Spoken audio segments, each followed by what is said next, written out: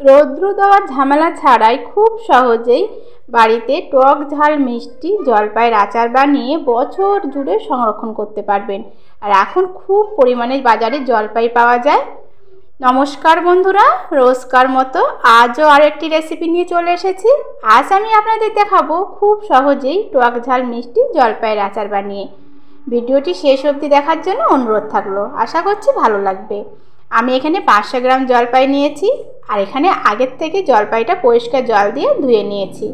এখানে কিন্তু জলপাইয়ের গায়ে একদমই জল নেই, জলটা কিন্তু ভালোভাবে মুছে নিতে হবে। এরপরে আমি এখানে বটির সাহায্যে সরু সরু করে কেটে নেব। আপনারা চাইলে এখানে ছুরি দিয়েও কিন্তু কেটে নিতে পারেন। আমার কাছে বটি দিয়ে কাটতে বেশি সুবিধে মনে হয়, তাই আমি এখানে বটি দিয়ে কেটে নিচ্ছি। আপনাদের সুবিধে মতো ছুরি দিয়েও কেটে নিতে পারেন। এই জলপাইগুলো কোনো রকম রৌদ্র দেওয়া ঝামেলা ছাড়াই বানিয়ে নিতে পারবেন, যা বছর জুড়ে সংরক্ষণ করা যায়। আর এখন বাজারে প্রচুর পরিমাণে জলপাই পাওয়া যায়। এটা আমার কাটা হয়ে গেছে, দেখুন কত সুন্দরভাবে সরু সরু করে কেটে নিয়েছি। জলপাইগুলো এইভাবে কাটলে ফলে কি হবে, এতে টক ঝাল মিষ্টি ঠিকঠাক মতো কিন্তু জলপাইয়ের মধ্যেও যাবে। এটা আমার কাটা হয়ে গেছে। একই রকমভাবে আরও একটা কেটে দেখাচ্ছি। কাটাটা কিন্তু খুবই সহজ বন্ধুরা, আপনারা কিন্তু দেখেও বুঝতে পারছেন যে কতটা সহজ কাটা। আমি একই রকমভাবে সবগুলো জলপাই কিন্তু কেটে নিয়েছি। আমি এখানে 500 গ্রাম জলপাই নিয়েছি, আপনারা কিন্তু এখানে কম বেশি নিতে পারেন।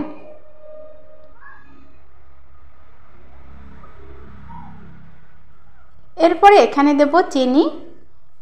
এখানে আমি 500 গ্রাম জলপাইয়ের জন্য 400 গ্রাম চিনি নিয়েছি। এরপরে ভালোভাবে জলপাইয়ের সাথে মিশিয়ে নেব। আধা ঘন্টার জন্য রেস্টে রাখবো। এই জলপাই আচারটা টেস্টি করার জন্য এখানে একটা স্পেশাল মশলা বানিয়ে নেব। এর জন্য দিয়েছি এখানে 1 টেবিল চামচ গোটা মৌরি, হাফ টেবিল চামচ দেব জিরে, সেই পরিমাণে দেব ধনিয়া, আর দেবো এখানে 5 ফোড়ন আর 2টো শুকনো লঙ্কা। এগুলোকে শুকনো কড়াই ভেজে নেব। এই মশলাগুলো দিলে আর কিছুই কিন্তু দিতে হবে না। আর এখানে আমি 2টো এলাচ দিয়েছি। এলাচের গন্ধটা দারুণ আসে। একদম কম আঁচে রেখে 1 মিনিট মতো ভেজে নিতে হবে। এটা আমার ভাজা হয়ে গেছে। এরপর একটা প্লেটে নামিয়ে নেব। আর এগুলোকে কিন্তু গুঁড়ো করে নিয়েছি। একদম মিহি করে গুঁড়ো করার দরকার নেই, হাফ মিহি করে গুঁড়ো করে নেব, যাতে একটু দানা দানা ভাবটা থাকে। আর এদিকে আধা ঘন্টা পরে আপনাদেরকে দেখাচ্ছি, হালকা কিন্তু জল জল হয়েছে। এরপরে এখানে কড়াইতে কোনো রকম জল দিলে হবে না, এটাকে শুকনো কড়াই দিতে হবে চিনি আর জলপাই। প্রথমে এটাকে কম আঁচে রেখে অনবরত নেড়ে যেতে হবে।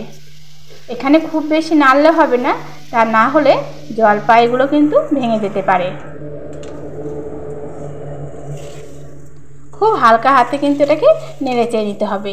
আর এই সময় কিন্তু এখানে আঁচটা একদমই কম আছে।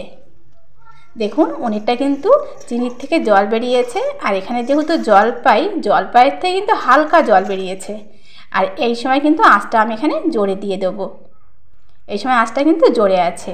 এরপর এখানে দেব স্বাদ অনুযায়ী নুন, কালারের জন্য দেব হলুদ গুঁড়ো, আর দেব খুব সামান্য পরিমাণে কাশ্মীরি লঙ্কার গুঁড়ো। এগুলো দিলে কালারটা কিন্তু খুব সুন্দর আসবে। এরপরে ভালোভাবে মিশিয়ে নিতে হবে।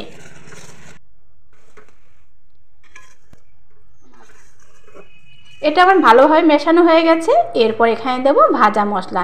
এখানে ভাজা মশলাটা আমি বেশি পরিমাণে বানিয়ে ফেলেছি, সবটা দেব না, অল্প একটু রেখে দেবো, পরে কিছু বানিয়ে নেব।